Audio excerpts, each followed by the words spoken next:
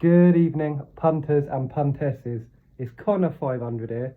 It's Monday night for what's supposed to be the statistics video. But I'm going to be honest with you, because like I always am, I'm bloody tired today. I'm going to have my dinner in a minute. It's not long till it's ready. I'm going to have a lay down for a few hours. And I didn't want to get the stats wrong if I'm a bit tired. It is easy just to add up 15 days of stats because I've got them on the... But I think I want to lower one of the days down. I think one of the days... It was only Sky Bet that got paid 2 of the extra places on the lucky. I think so, and I want to investigate that and lower it down.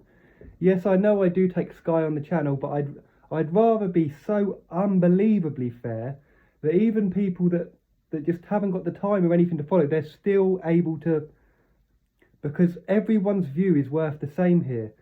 Whether you're so quick and you're staking hundreds, you're still only one view to me. And that's just a fact. And I'm not just saying that because you might think he's only just saying that to try and get the low stakers to feel involved. It's true. Everyone is worth one view to me, because I'm not charging. Because I've got nothing to charge you. I've got nothing to charge you, so it's only down to your view. So everyone's worth the same. I do, however, want to go through a few questions. I want to go through a few things mentioned today, because I'm happy enough to do that before I have my dinner and that.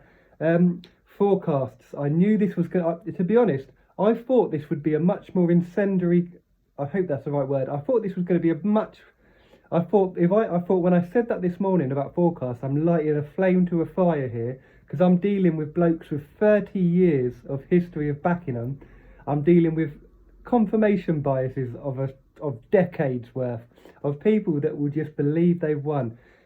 I'm going to answer the question more in depth, but I just want to say a couple of things of where I'm coming from, because it's going to be very easy sometimes with the way I talk. I'm not the best at talking, I'm not. And I just want to tell you where I'm coming from. I'm a person, I'm going to give you three examples of where I'm coming from. I'm a person, okay, first one, I was in charge of training up new people in the biggest punting team in this country, one of the biggest punting team in this country. I was in charge of training up the new recruits. It was me that went to the pub with my laptop out, and you had 3 young, bright-eyed, bushy-tailed lads listening to everything I said for 6 hours, and then coming back the next day, and then we'd do it a third day, and after that third day, they'd be pretty much ready. It was down to me. I'm not saying I only was training people from one division, because there was lots of divisions and there was lots of other trainers. But if I said something wrong there, that's going to be picked up like that. If I say something that's not correct, bam, picked up, because professional gamblers, if you say something wrong, because there'll be professional gamblers watching this, they won't be following this, but not because they know it anyway, and they know this is a casual channel. It's got strict rules to it, but it's a casual channel. But there will be professional punters watching this, and if I say something wrong, bam, they're in. Right, if I'm training you up, I'm just going to say this, if I'm training you up in this punting team to work for one of the biggest punting teams in the country, and you say about forecasts, and I tell you about forecasts, and then you still feel that you're a bit different, and you're the exception to the rule, and you bet a forecast anyway on behalf of this team. Let's say it won, and you've won £1,000 off your forecast. You're gone. You are gone. You are gone. But I don't care if that bet's won. You are not in this punting team anymore, and you can complain to everyone else higher up than me, and they will back me on this, because there's no room for human biases or illogical things in these punting teams. In these punting teams, we're not saying, oh, we had a big old winner off that one day. No, we're saying week in, week out, we are here for a living. This is how we're making our money. This is how we're paying for our kids. And there's just no room for things. So I'm not, that's not my reasoning on reverse forecast, but I did want to say that as a hard and fast rule. If you was under my punting team and I told you about forecast and you did it anyway, you're gone. You are gone. Next one, where else did I work? And this is another bookmaker's office. This is another one. This one was in Ascot.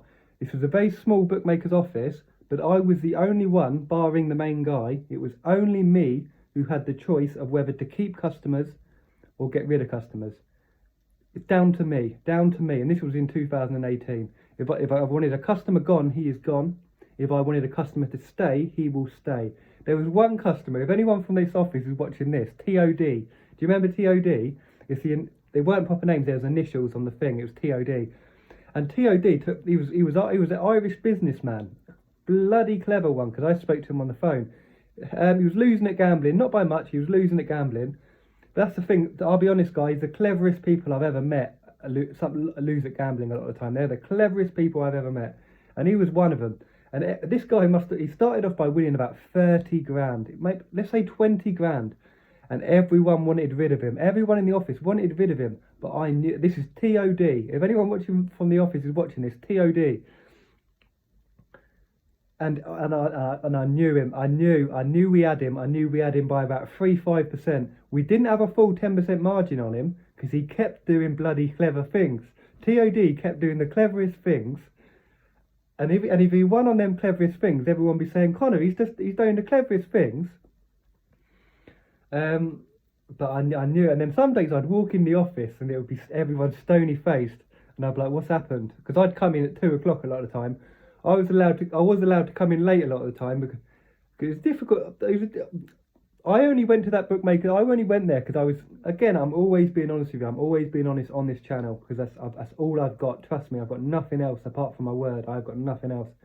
I've got other things, but what I mean is I've got you. If you keep your word on track, you know what I mean. No man's got anything else but his word.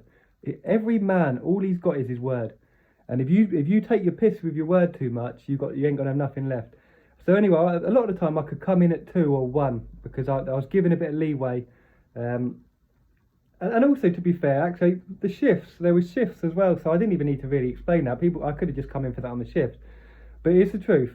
And I'd come in once at 2 o'clock, and I'd look over stony face, they go, TOD, he's won 8 grand again. And I'd be like, because I know I'm getting a bollocking because this guy's winning thousands off us. Long story short, we won it all back and we won more over the 3 months. We won it all back and we won more. And I knew we was going to. But everyone else would have got rid of this customer. And it was down to me. I'm not trying to talk to you big-headed. I'm not trying to be big-headed here. But I'm just saying it might be easy to watch my channel, think I'm just a guy who spent a couple of months in a Ladbrokes shop. Because no one in them Ladbrokes shop knows anything. I'm sorry to anyone who's working in the bookies here. Because I know everyone's going to message you on Grand National Day.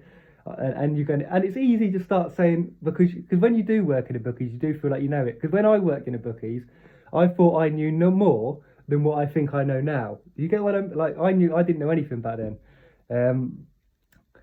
So you might think he's just worked, and now you might think he's just doing handicaps. This is what a lot of people will think. He's just doing handicaps.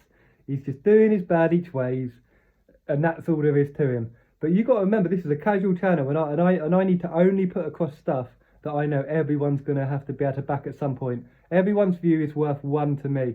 And it's very easy to say, why don't you concentrate on the better ones? There are no better ones, because you're all worth 1 view. Anyway, I'm tired. I can't bloody remember. Dinner's probably ready now. Anyway, I can't. I know I'm talking about forecast, but anyway, yeah, so that's really the second main point of that. It was only down to me in that office.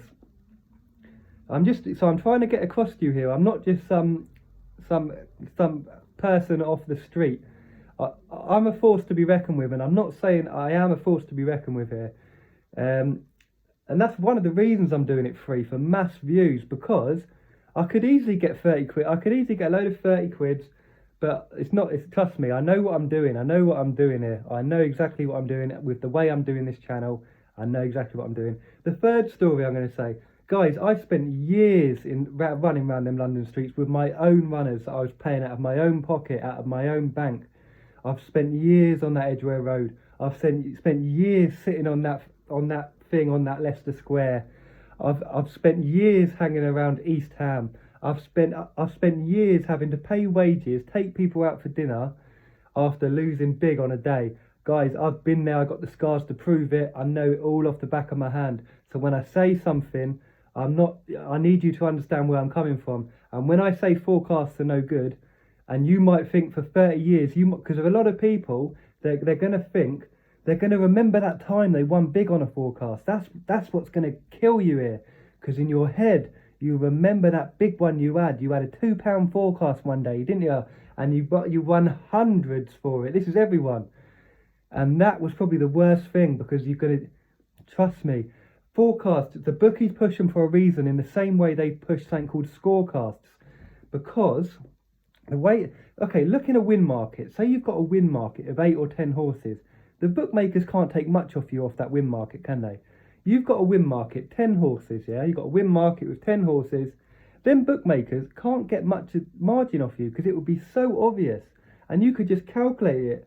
And that's why the bookmakers on a main market, they'll only ever take 10% off you. 10, 15% at most. They're not going to take more off you. They're not going to.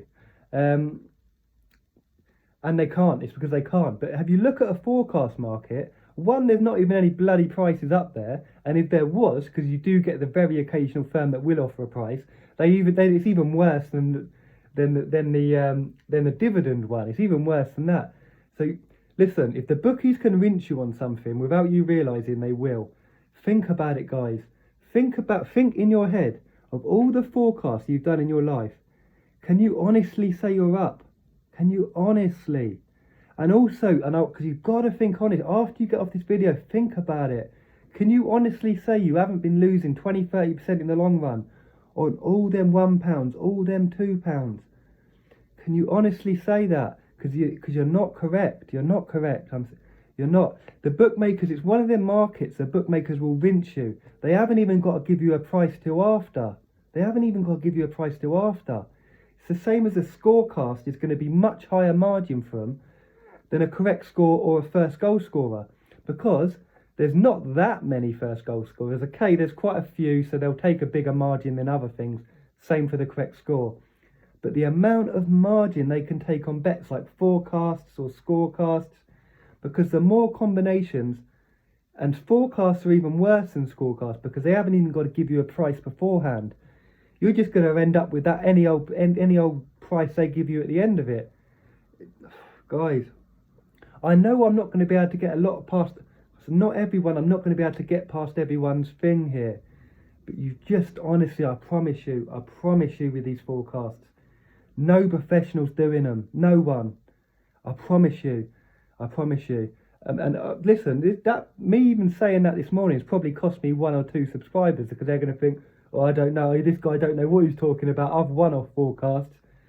But if it's cost me that 1 or 2 people, and then 100 people maybe are going to place 1 or 2 less forecasts in their life, so them bookies get 500 less on forecasts for the next however many years. I'm happy I done it. Because it's bloody correct. It's bloody correct.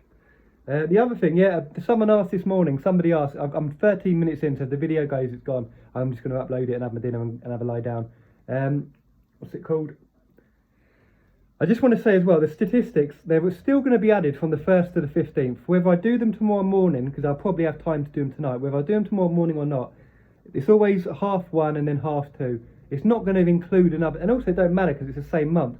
But I'm not going to do, when I do the statistic video, even if it's tomorrow night, I won't be including tomorrow's racing. I won't be including tomorrow's racing in it. So don't think I'm trying to get an extra day in to pick up another half on the month, because tomorrow's not included anyway. What's it called? Right, the next thing I want to talk about, somebody asked about bookmakers. When you go in, they have a code on the screen, and it's like a personal code for each customer. Yeah, they all have it. Some of them use it more than others. Hills is one of them that use it a lot. Fred's another one. But honestly, I go up to the counter sometimes, and they'll get on that blower, and you'll hear them go, yeah, it's F3653. And you just think, fuck, because they've got all your old bets on there. So they're looking at all of them, and then you're done. The second you get on that thing, you're done. Guys, I'll be honest with you, bookmaker, if you are any good in this game, your bookmaker won't last long. I've been living in Bristol for 6 months, and I've been honest with you, I haven't often gone out. On average, I've gone out probably 3 times a week.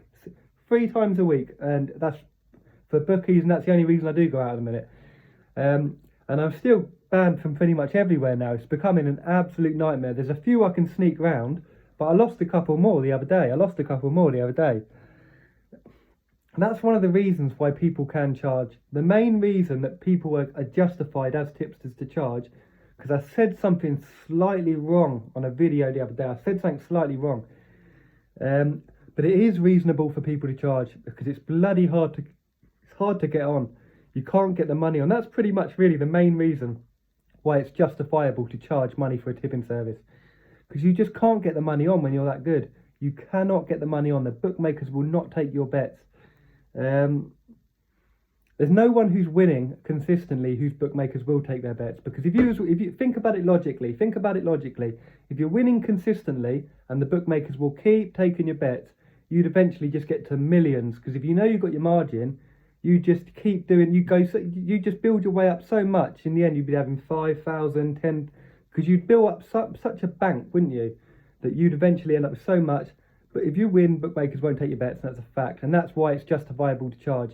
So please don't think I'm slagging off everyone who's charging, because if the bookmakers ain't taking your bets, you've got to make your living somehow. And what's more than this, it's effectively a part-time job doing this, because there's so many hours putting into it.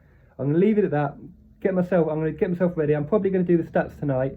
There's probably something else I missed on this video, but I'm a bit tired, and that's why I didn't want to do them stats. Because if I did them stats and I made one mistake, it's just don't. Even if I say after I was sorry, I was tired there, it just ain't gonna look good. So I'll be back. The statistics video is likely to be tomorrow morning. If not, it'll be tomorrow night with the golf. I hope you all have a lovely day.